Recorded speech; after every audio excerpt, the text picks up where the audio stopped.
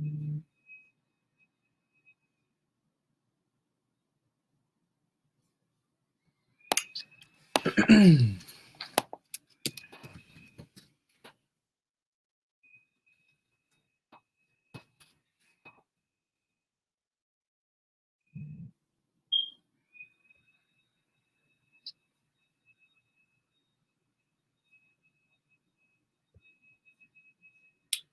right. Shalom. First and foremost, I want to give all praises, honor, and glory to Yahweh, Bahashem, Yahweh Shai, Bahashem, Rachak, Wadash. Double honors to the elders and the apostles of Great Millstone, and peace and blessings to the elect. And this video is entitled, We Gon Have It All. And it was inspired by this lesson that was done by the elder brother Manat Zakba last night. I was watching it, and through the spirit, he was going into a edifying lesson. And so I have a few precepts here that I want to go through, and just dealing with what we're gonna get in the kingdom, which, to sum it up in one word, will be all. Okay, what we're gonna get in the kingdom is all, because we are, in this society where, due to the curses, due to ultimately us not being in the kingdom, us not being perfect, there are a lot of things that are withheld from us. There are a lot of blessings and gifts and things of the spirit that are withheld from us because we are in this flesh and because we are yet this day in our captivity. Okay. However, when when Yahweh Shai comes back with the healing in his wings and he delivers his elect, the first thing they gonna get is those new bodies. Okay. And that's gonna come with perfection. That's gonna come with a like a kingdom starter pack, right? New bodies, completely new. When I say completely new, I don't mean different, but more understanding, okay, of things that we did not even know while we were here. As the scriptures say, we know in part, we prophesy in part. All right, but the time is gonna come when we are gonna be made whole. So there's things and on the planet that we see, and the way we think about it, for all we know, is completely different than the way it was purposed to be used, or what it was created to be used for. There's certain stones and certain things that we've heard about, but we don't have the capability to use it to its fullness. But in the kingdom, when the Lord changes us, makes us perfect, we're gonna understand how all these things work. Okay, and we're gonna continue to increase in glory and continue to increase in abundance. All right, we're not only gonna be rich and have power and authority, but we're actually gonna be of a different form. So everything that this society we don't have here, we're gonna get in the kingdom and more. And that is why the main focus now is to do the work that'll get you into the kingdom. Okay, you trying to live a kingdom lifestyle here is only gonna get you messed up here and in the times to come. Okay, now is the time to work. I saw a couple of videos that were done. I saw Apostle Gabar's video on it, dealing with uh, glorying, right? Glorying, now as though we are in the kingdom, and we are not in the kingdom. And as a matter of fact, we don't know ultimately for certain who's going to be on that chariot and who is not. That is up to Yahweh Ba'ashem, Yahweh Shai. And that's why we give our all diligence to make our calling and election sure. Now, if you glory in yourself or you glory in another, all right, as though they're already of the elect, well, what happens if the Lord says no? And that's why we have to remain humble and just continue to do the work. Just keep your head down and continue to do the work. Now is the time to labor so that we can store up those treasures in heaven. So when we get there, we're going to have something already waiting for us. Now, I wanted to start off here in the book of 2 Samuel, the 12th chapter, dealing with a statement that was made in here to King David, uh, pretty much from the Lord. I believe it was by the mouth of Nathan the prophet, concerning what David did. Okay, by laying with Bathsheba and having Uriah the Hittite murdered or put to death. So let's see if I can find this here. Let's see. Okay. 2 Samuel chapter 12, verse 8. It says, well, actually, I'll start at 7. And Nathan said to David, "Thou art the man." Because Nathan said it in like a like, in a story like way, and conveyed the message to David. You can read up above it to get some more context. Nevertheless, he revealed to David that David was that man that went off. And it says, "Thus saith the Lord God of Israel, I anointed thee king over Israel, and I delivered thee out of the hand of Saul.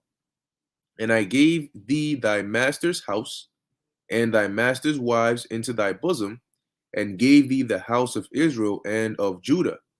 And if that had been," now here's the key part, "if that had been too little, I would moreover have given thee such and such things." Okay. And what did the Lord mean by that? Well, why would the Lord tell this to David? Because David still ended up committing adultery. So the Lord was saying, well, if you wanted more women, I would have given you more women. You didn't have to go and commit adultery and take another man's woman when I could have given you more. Okay. And watching reading this, that's how it's gonna be in the kingdom. But in the kingdom, it's not gonna be too little for us. After I go through the precepts that I have here, we're going to be rich beyond, we're going to be so rich, money is not going to be of concern, of a problem for us. We're going to have the purest of the purest, the richest of the richest. We're going to actually live in the kingdom. We're going to have it all. And yet we're going to continue to increase, because the thing about immortality, that people who hear about it, the average individual, somebody might say, no, I don't want to be immortal. And then you may ask them, well, why? And they'll say, well, after a while, it gets boring. You just watch your loved ones, because they start imagine those vampire shows and stuff. This vampire is thousands of years old, and he's had to relive falling in love and then watching his loved ones grow old and die, and he's alive and yada yada yada, and he's done everything there is to do. So there's nothing else to do. So he's bored, and now the immortality has become a curse to him. He's done everything. There's nothing else to do. He wants to just be over with it, because what now, right? But that's not how it's gonna be in the kingdom. The kingdom is not gonna be an episode out of Vampire Diaries or the originals or whatever show it is, Twilight, whatever. No. All right. In the kingdom, we're gonna be continuously abounding. There's gonna be no such thing as boredom. We're always gonna have things to do. The scriptures say the Most High stretcheth the heavens as a curtain. So that means that the ways of the Lord, as it says, are past finding out. So even being given eternity, we're still not going to be able to find out all the ways of the Lord, because the Lord is infinite. So we will always have something to explore, always have something to do, and we will always abound and advance, okay, and get higher and higher and higher and higher. All right. So the kingdom, a trillion years, compared to the kingdom in 1,000 years, it's gonna look different. And the same way, this kingdom has evolved. At first, you had the landlines. You had the TV that came in black and white. Now they have flat screen TVs with 4K. You know, they got iPhones with facial recognition. They got Alexa, they got all these various things. And you look at the way things are now compared to the way they were before, they have advanced. So what makes you think that in our kingdom we're not going to advance? when these advancements are from the mind of the base heathen, Esau, Edom, and yet the Lord opened up their minds and allowed them to use and create and manipulate different elements and certain technological advances to where we look at it now and say, wow, they can do that. So how much more for the sons of God when we get in our kingdom, when we have all the resources we need at our fingertips, we have the manpower, the labor, we have the mind to know how to do it. We have everything. And do you think we're going to stay the same for all eternity? No, we're going to continue to advance, continue to grow, continue to expand. And that's why eventually we're going to expand out of the earth and into the various planets, solar systems, galaxies. And we're just going to continue to grow and grow and grow. There will be no need for culling, no need, no overpopulation fears. No, the commandment the Lord gave us, be fruitful and multiply. The Lord wouldn't have said that if he can't accommodate for the space that you would need as you multiply. Okay? So let's go to the book of Isaiah, chapter 65, starting at verse 17. And it reads, "For behold, I create," and this is now everything that the blessings, the things I'm reading now, this is a reality that's coming very soon. As a matter of fact, the things going on, what you're hearing, the tensions with right now with Russia and Ukraine, and this is prophecy. Okay, you want to know, you want to see a real time fulfillment of prophecy. What's going on over there with Russia and Ukraine, and the U.S. and NATO and the UK and the EU, and the EU is involved, NATO is involved, U.S. is involved, Russia is involved, Ukraine is involved. This is prophecy. You know which prophecy this is? Wars and rumors of wars. Okay, these are wars and rumors of wars. We know that what's going on there, isn't the final destruction, because there's the MOTB, the charagma that needs to be pushed out before that. However, the more we see this road that leads to that destruction, we know the closer that the prerequisite prophecy is. Nevertheless, what we're seeing is prophecy being fulfilled. Wars and rumors of wars. That's exactly what's going on over there. Okay, Russia has recognized the Russian-backed rebels in Ukraine. So now Putin just got permission from the House to be able to use Russia's armed forces outside of Russia. And Russia is saying that if there's any violence, they're going to go in there and help them out. And the U.S. is saying this. The UK is saying, well, we got to watch out, because now there's cyber attack threats that can attack on an international level.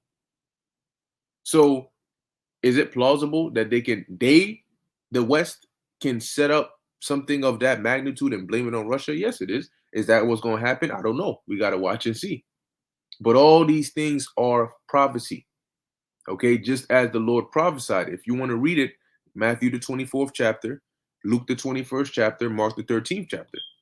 Okay, so it says Isaiah 65 and 17, and all these things that I just mentioned is going to lead right at the end of the day to these precepts.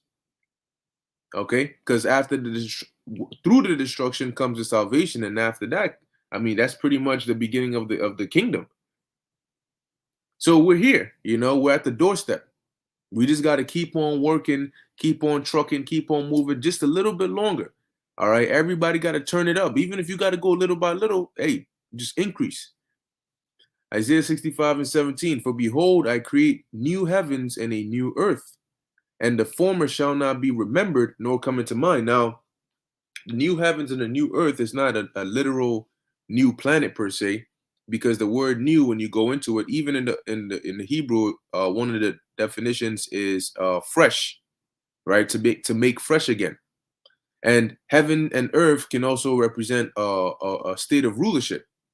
But what the Lord is going to do is he's going to refresh the earth, all right, and he's going to refresh the heavens, and he's going to change the owners, or the not the owners, the current age and the current rulers. And when Israel gets into power, everything is going to be like a reset, like a refreshment. Okay, and the former shall not be remembered. So who is the former? Ultimately, right now is Esau, Edom. And we read about that in Second Ezra, the 6th chapter, in the 9th verse. For Esau is the end of the world, and the world consists of the heaven and the earth, and Jacob is the beginning of it that followeth. So the beginning of the new age. It says, it shall not be remembered nor come into mind. And when you read in the book of Job, it tells you, he shall be chased away as a dream. The eye that seeth him shall see him no more. So Esau's kingdom is going to go, and then 1,000 years later, he's going to follow suit. Verse 18, but be ye glad and rejoice forever in that which I create. For behold, I create Jerusalem a rejoicing, and her people a joy. And in the kingdom, every single Israelite is going to be happy, is going to be righteous. Even the 2/3, all right, the ungodly or the wicked Israelites that die and come back and have that shame and everlasting contempt, eventually, they're also gonna that's gonna get lighter and lighter, and they're gonna just become regular. Okay. It says, her people a joy, and we're, as a nation, we're actually gonna finally experience joy again. What the Lord is doing is sort of doing a 360. Things are gonna go back to like how they were during the time of Genesis, but on a much higher level. It says, verse 19, and I will rejoice in Jerusalem. So even the Lord is going to rejoice in us, because it is not the Lord doesn't take pleasure in our destruction, but it's a necessity, as a necessary evil that had to be done. Okay? He is a God of the living. And that's why all Israel is going to be immortal. Okay? And we're gonna be joyous, and even the Lord is gonna rejoice in us. It says, and joy in my people. It's like you taking joy in your kids, seeing them happy, you being happy, you all being happy together. It says here, and the voice of weeping shall be no more heard in her, nor the voice of crying, which is synonymous with Revelation, the 21st chapter, and the first few verses. There shall be no more tears, neither death, neither sorrow, neither pain, for the former things have passed away. So we're not gonna have sorrow. It's just gonna be joy.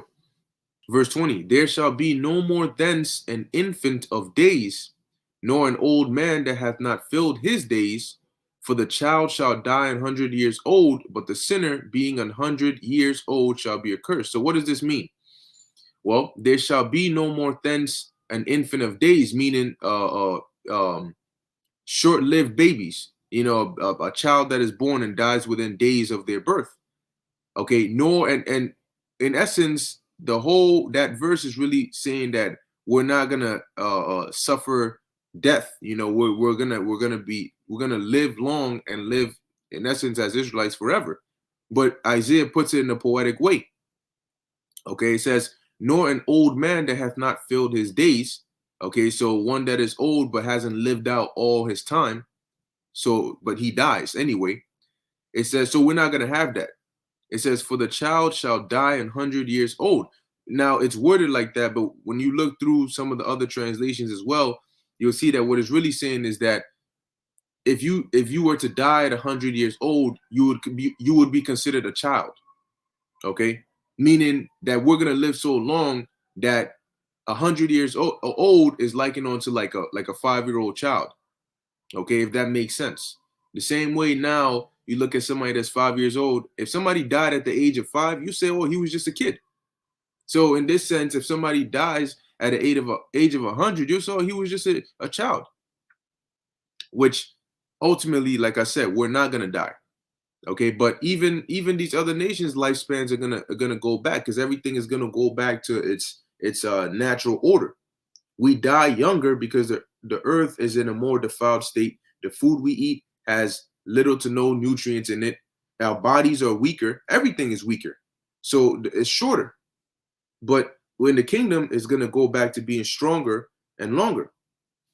It says here, but the sinner being 100 years old shall be accursed. All right. And when you look into it, it basically says like one that doesn't live to be 100 years old would be considered cursed. So that's how common it would be for us to live those long ages. That if you didn't make it to 100, damn, you must have died young. Okay, but like I said, ultimately all Israel is going to be immortal. Okay, so it's just a poetic way of saying that. Um, like if somebody was to say, "Man, we're gonna live so young that you know a 2-year-old child, like living 100 years old, is gonna be considered like being like a 2-year-old child." You know, that kind of saying. Verse 21, it says, "And they shall build houses and shall inhabit them." Yeah, because according to the curses, we were gonna build houses and another shall inhabit them. But in the kingdom, we're not gonna physically build our houses, but we will. It will still be ours. Because as we go through the next precept, it'll let you know the sons of strangers shall build up thy walls, and we're gonna inhabit them. So we're gonna know. All right, we want this one here. Put this one here. When you read in the book of Kings about King Solomon, you hear how he built his house, how he built the house of the Lord as well. And they had the gold, this and the Lebanon, the trees from Lebanon, and the timber and this and that and this, and how they laid this here and they did this many cubits and they overlaid everything with gold, and then the doors were shut. We're gonna do all that in the kingdom. The measurements, the calculations, everything is gonna be light work. We're not gonna need measuring sticks. All right, our brain is going to be on, our mind is going to be on such a high level. Now you need to have a measuring stick to calculate maybe like 12 feet, 11 and a half feet, this many inches, this many centimeters. But in the kingdom, we're going to be able to just look at it and know. Okay, yeah, from right there to right there. That's this, that, and that. I mean, now you can do that on a low level. You know, that's about 4 feet. And you may be close, you may be exact, but in the kingdom, it's going to be exact. No memory loss, no miscalculations. Everything will be exact. So we'll let them know, put this here, cut this out this way, do this here, put this that way, and then we want it just like, if hey, we'll find out the details, but you might be able to show a hologram, boom, this way. Yeah, it says, they shall not plant and another eat. For as the days of a tree are, for as the days of a tree are the days of my people, mine elect shall long enjoy the work of their hands. Meaning that we're going to live long and we're going to be fruitful. All right. It says, because what does a tree do? A tree grows and it bears fruit. And you have some trees that live for hundreds of years. If they don't get cut down, they're going to continue to live, unless there's some disaster or something that takes it down. It says, and mine elect shall long enjoy the work of their hands.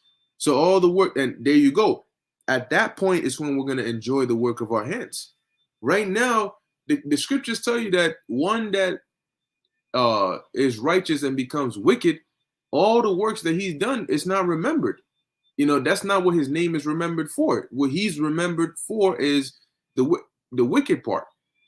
Like if you look at Judas Iscariot, he was commissioned by the Lord as well. He went and did he went and taught in the ministry of the Lord. But how do we remember Judas Iscariot? Do we remember him as, the disciple of the Lord that did good? No. Whenever, even the term Judas go, whenever anybody hears or thinks about Judas Iscariot, you remember him for that one main thing that he did, which was to betray our Lord. See?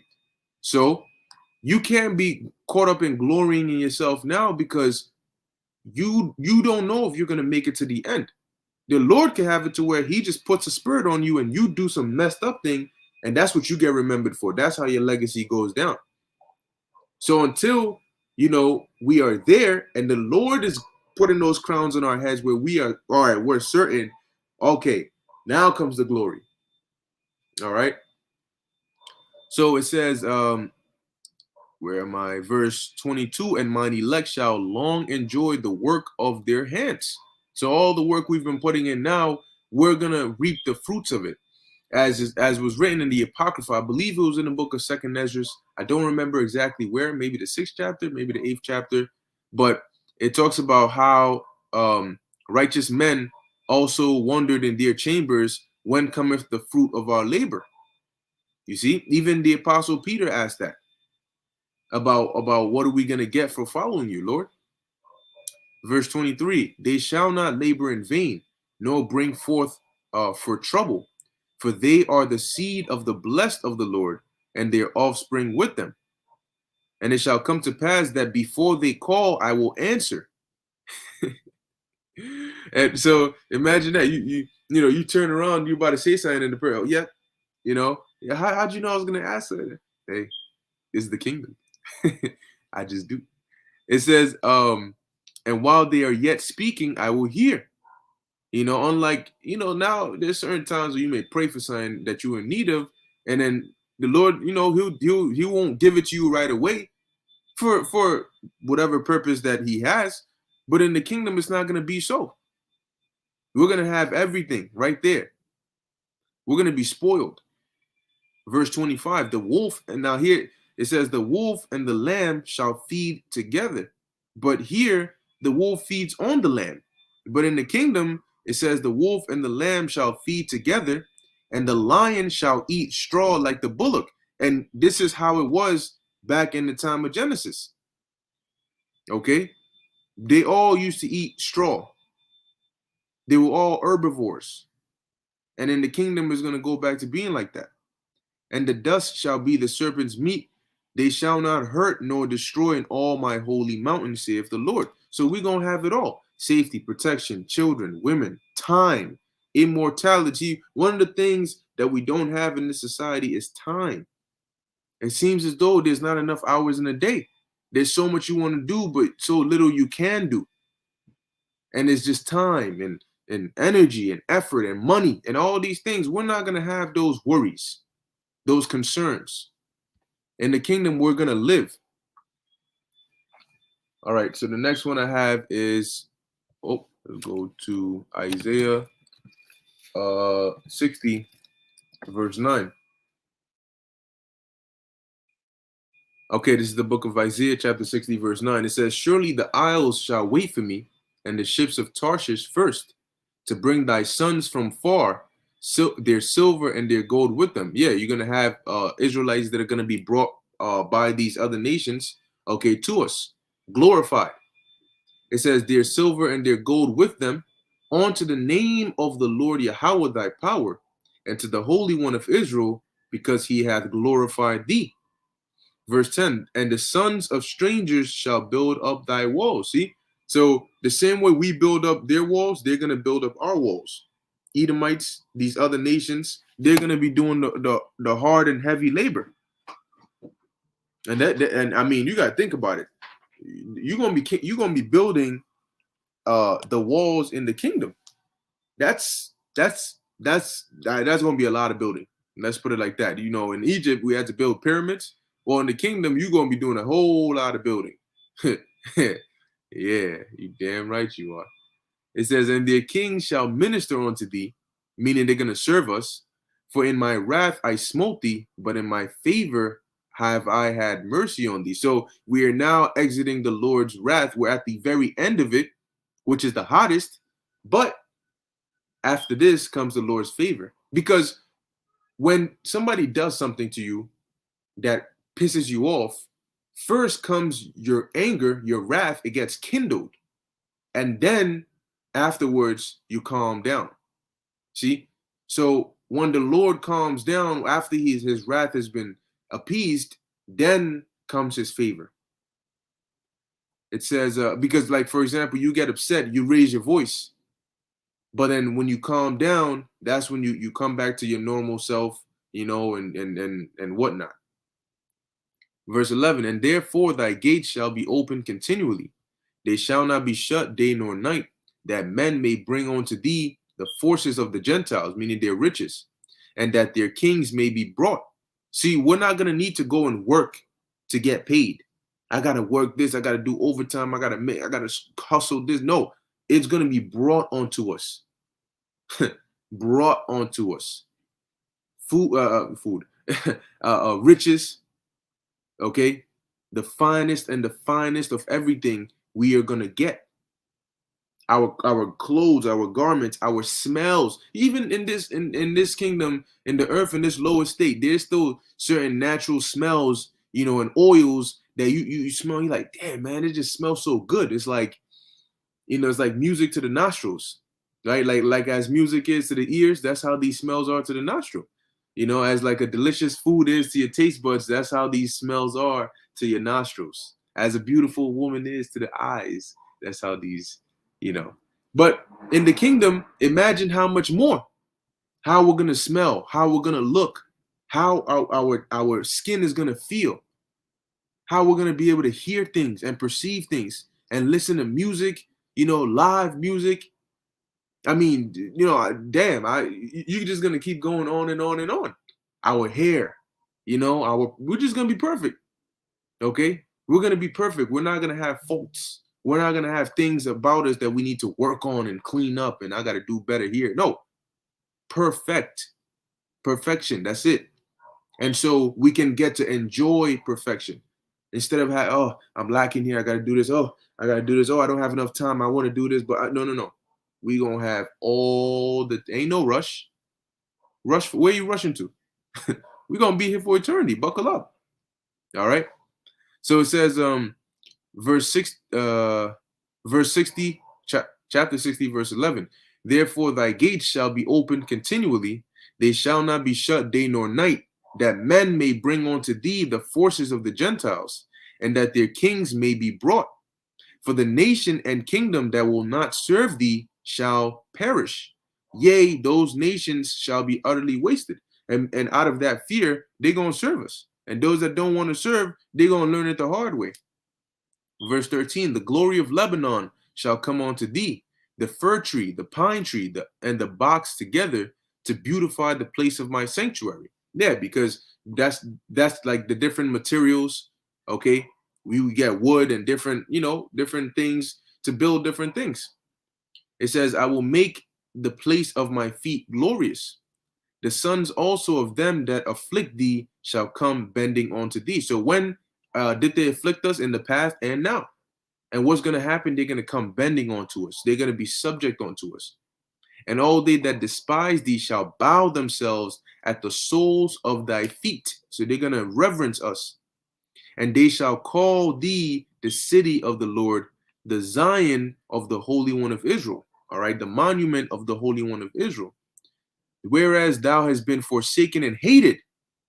And we are. And you look at the way these nations look at us and they think about, they actually hate us. They look at us like we are less than filth.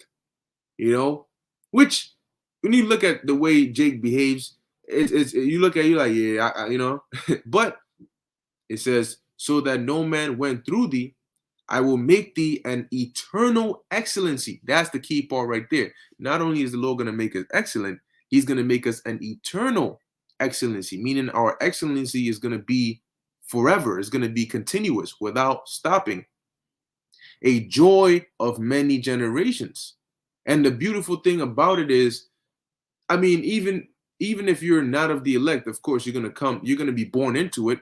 But if you're of the elect, you're gonna experience this transition, and that's gonna help you appreciate it that much more. You're gonna experience the transition. Somebody that's never felt hunger will not appreciate food as much as somebody that was starving and then they were fed. Okay, because they know what it's like to not have food. So when they have that food, they're what's the word I'm looking for? Grateful. Okay, so those of us, Lord willing, that we're of the elect, that get to see the transition from this hard life to the glory and the blessings in the kingdom, we're gonna enjoy it that much more, because our appreciation for it, okay, is gonna be through the roof. It says here, verse 16, thou shalt also suck the milk of the Gentiles, and shall suck the breast of kings. And that's not literal. We're not going to be sucking literal breast of kings. Okay, but it's going into us getting the best of what they have to offer. Okay, it says, and thou shalt know, because when a baby sucks the breast of the mother, what did they get in? They get in the nutrients, right, from the mother to help them grow.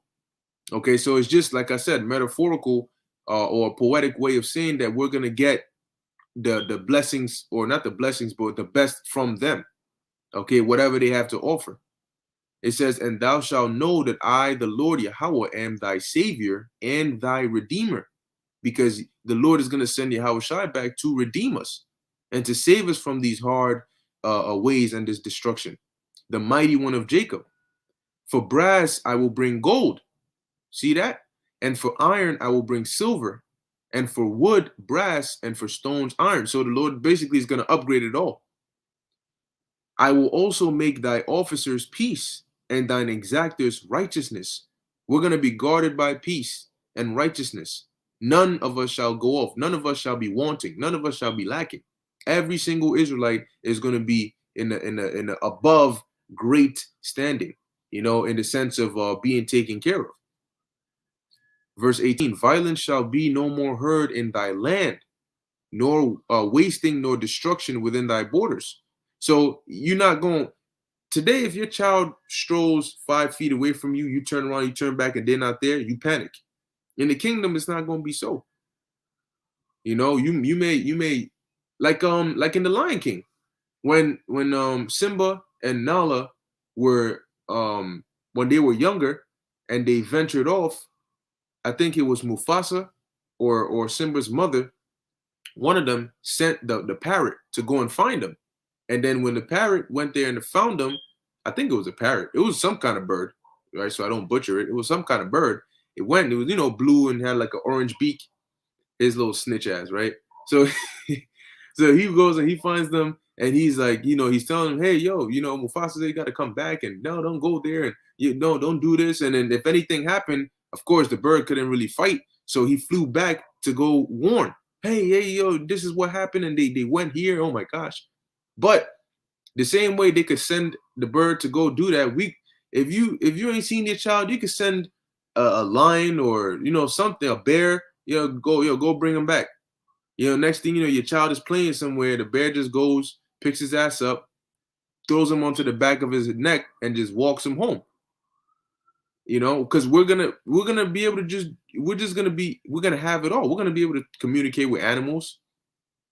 All right, it was said that King Solomon could do that, and King Solomon was in the flesh as a man. All right, had the spirit of Yahushua, but he was in the flesh as a man. So how much more for us as gods? Come now. It's because if the Most High is able to give commandments to the animals, like he commanded the ravens to bring Elijah food, and he commanded that lion to slay that prophet who didn't listen to the Lord's words. Okay, and he opened the mouth of an ass to speak. Now, when he opened the mouth of the ass, what's this guy? Balaam, right? Balaam's animal to speak, it spoke, right? Meaning it's the Lord converted the thoughts of the ass into a language that Balaam could understand. So that shows you that the ass was thinking. It thinks. Animals have a working mind. They think, but they can't communicate what they're thinking with us in the language we speak. Okay?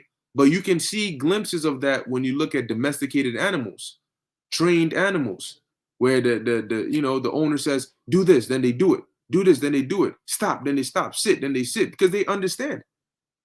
Okay? They understand. Even now you can communicate with animals on a low level. But in the kingdom, we're going to be able to fully communicate with them. You see? So yeah, you could tell, yo, go get my son. He's been out too long, and go bring my son back. It says here, verse 18, violence shall be no more heard in thy land, wasting nor destruction within thy borders, but thou shalt call thy walls salvation and thy gates praise. The sun shall be no more thy light by day, neither for brightness shall the moon give light unto thee, but the Lord shall be unto thee an everlasting light, and thy power thy glory. Which is not literal, because we need the sun and the moon, right? That those are for signs and for seasons. Those are ordinances the Lord has set up. So they're going to be there. Okay, but we know that the sun and the moon also represents knowledge, wisdom, and understanding. All right, and in the kingdom, we're going to have that, okay, in abundance, and continue to increase in that. All right.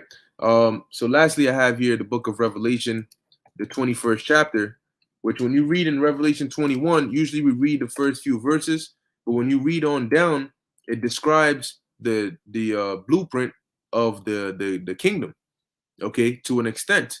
And so I just wanted to read just a few verses in here on that, just so you can get a little nice imagination. Even though whatever you go and imagine, the kingdom when we get there is going to far surpass that.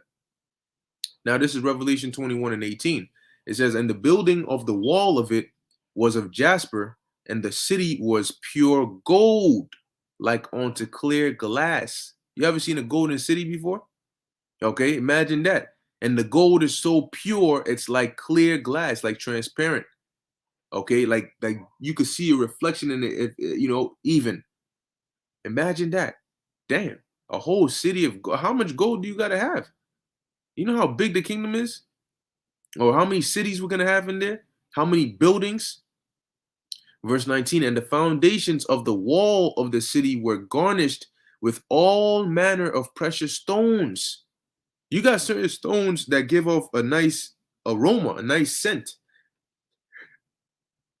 You have certain stones that light up, certain stones that have different traits and attributes. So you can only imagine. It says the first foundation was jasper, the second sapphire, the third chalcedony, the fourth an emerald. Verse 20, the fifth sardonyx, the sixth sardius, the seventh chrysolite, the eighth beryl, the ninth topaz, the tenth chrysoprasus or chrysoprasus, the 11th jacinth, the 12th an amethyst.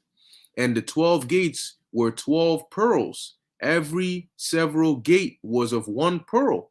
And the street of the city was what? Pure gold, as it were transparent glass. The street of the city was pure gold, as it were transparent glass. Meaning, where we're going to walk on, where we're going to step on, was pure gold, as if it were transparent glass. So I'll leave the rest to your imagination. But this is why we do what we do, because this is but a fraction of what the Lord has for us. And all he requires is for us to just do this work, endure unto the end.